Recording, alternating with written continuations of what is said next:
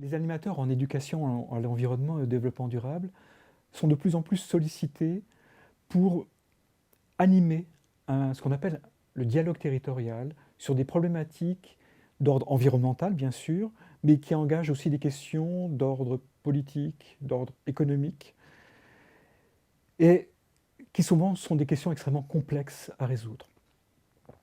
Et généralement, un commanditaire va solliciter un animateur pour pouvoir l'aider à résoudre, à accompagner finalement les acteurs du territoire à résoudre ce problème-là.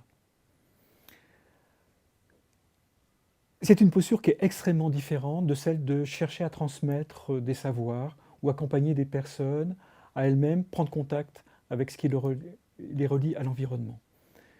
C'est plus chercher à favoriser un vivre ensemble avec des gens qui ont des opinions extrêmement différentes, des éthiques qui se confrontent, mais aussi des données et des savoirs qui souvent sont controversés, contextualisés, et sur lesquels il est toujours parfois difficile de pouvoir se fonder pour prendre une décision claire.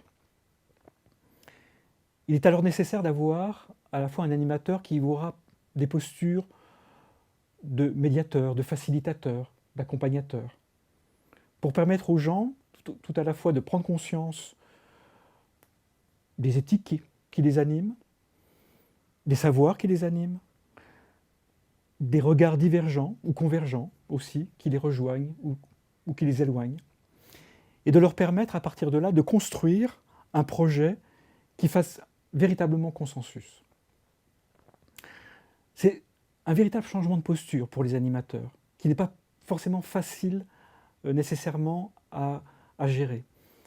Et là, il est nécessaire d'avoir une formation qui non seulement leur apporte des fondements techniques, comment je vais animer une réunion qui est a priori conflictuelle, comment je vais permettre à des gens qui ne sont pas d'accord de comprendre qu'ils ont des points de convergence et qu'il y a des points de divergence à respecter et à travailler, comment je vais permettre une véritable créativité au niveau de ce groupe pour permettre de sortir finalement d'une problématique qui semble une véritable impasse.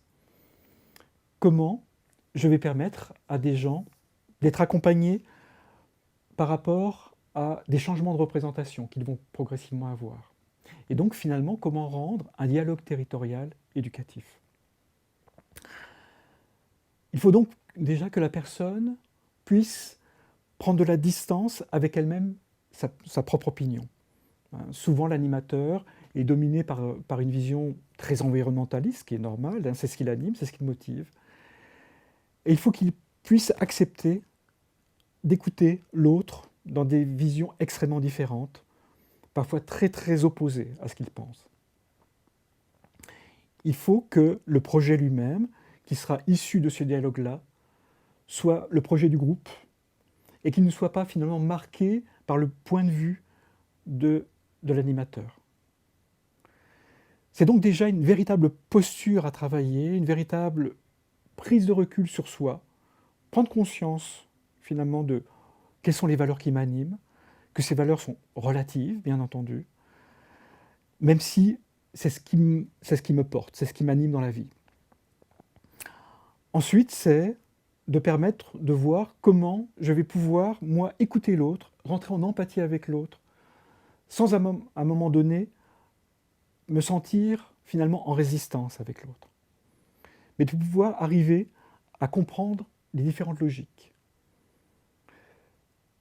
Ensuite, c'est de pouvoir apprendre à animer des réunions qui vont être très très différentes. Donc des réunions de confrontation, des réunions de création, des réunions de communication. Toutes ces approches-là, donc, vont être développées au travers de ce module-là et vont permettre progressivement à la personne d'étayer finalement une nouvelle posture qui souvent n'a pas l'habitude de prendre et qui pourtant est extrêmement maintenant plébiscitée par les territoires.